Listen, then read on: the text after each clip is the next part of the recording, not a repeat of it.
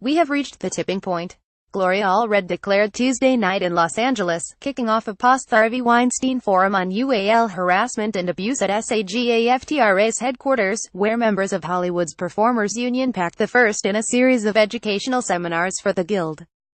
Sexual harassers and abusers must face the consequences of their actions. Allred's advice to anyone experiencing harassment in the workplace: keep an incident log, track witnesses' names and complain to your employer in writing.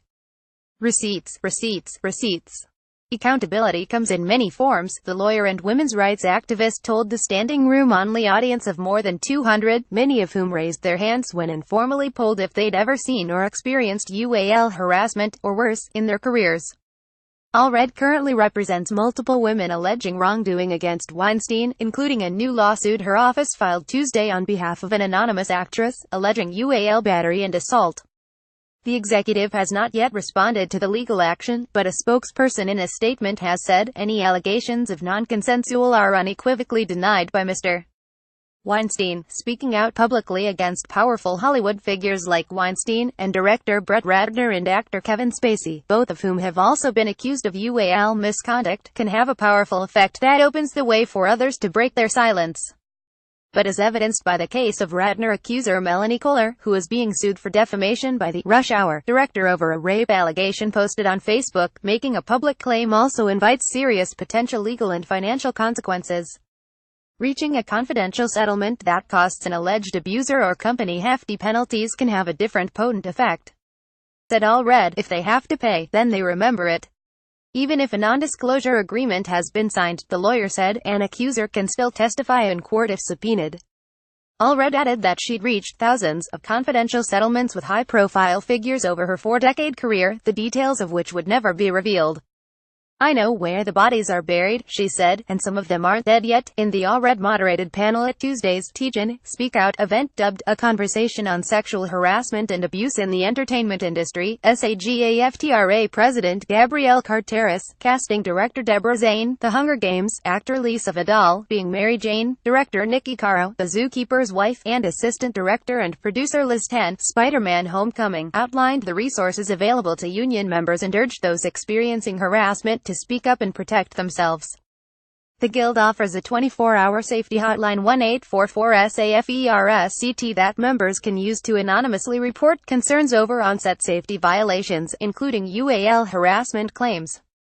As Hollywood's UAL misconduct scandal has come to light in recent months, amplified by similar accusations in other industries and in politics, the hotline has seen a 500% increase in reporting. Carteris said, that's bad news and good news, she added. It's bad news because there are more people out there than we know, but the good news is people are using their voice because they're feeling safer. Carteris also serves on the Executive Council of the AFL-CIO, which she says is developing a task force to address UAL harassment in the workplace across industries. It's disingenuous for us to make it about Hollywood when this is endemic throughout our culture, in all workplaces, she said.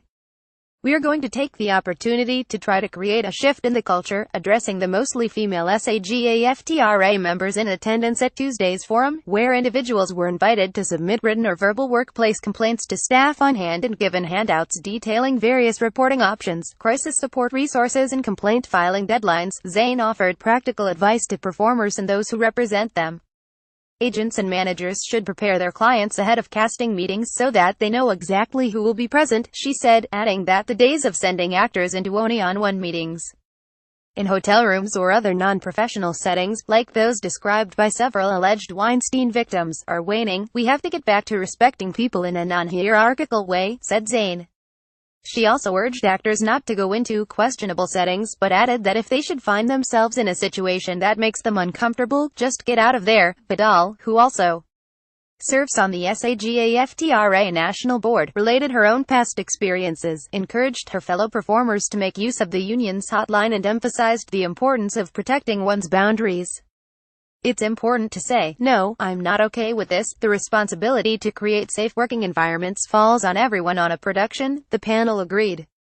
I make it my business to create a safe working environment, and you actors need that more than anybody, said Caro, who staffed the set of The Zookeeper's Wife with so many female crew members that star Jessica Chastain wrote an op piece in The Hollywood Reporter to celebrate the rarity of working with so many women. Caro also encouraged performers to stand up for themselves and called for gender and pay parity across the industry. Get out, walk away, tell someone. Please value what you do and use your voice, she urged. Tan acknowledged that the crew is often vulnerable on set to those in positions of power. To actors, she offered her support, and she advised leaning on assistant directors to do their jobs and create safe spaces on set. Be clear about your boundaries, she said, and learn to say no. After the panel discussion and a closed session in which SAGAFTRA members had a chance to speak privately with panelists and union reps, Allred said she was astounded by the sheer volume of people coming forward to her of late. It's a beautiful thing to see when fear is released and individuals become empowered, she said. I have many people contacting me to learn their rights, in reference to what they allege they have suffered, whether it's rape or assault or some other kind of harassment or discrimination on the job. And many are now going to be willing to assert their rights.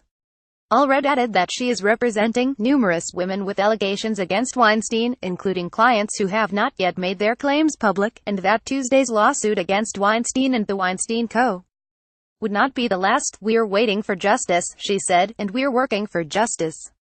Caption Jen. Yamato at lawtimes.com. Jen Yamato sexual misconduct. Brett Ratner. The Weinstein Company.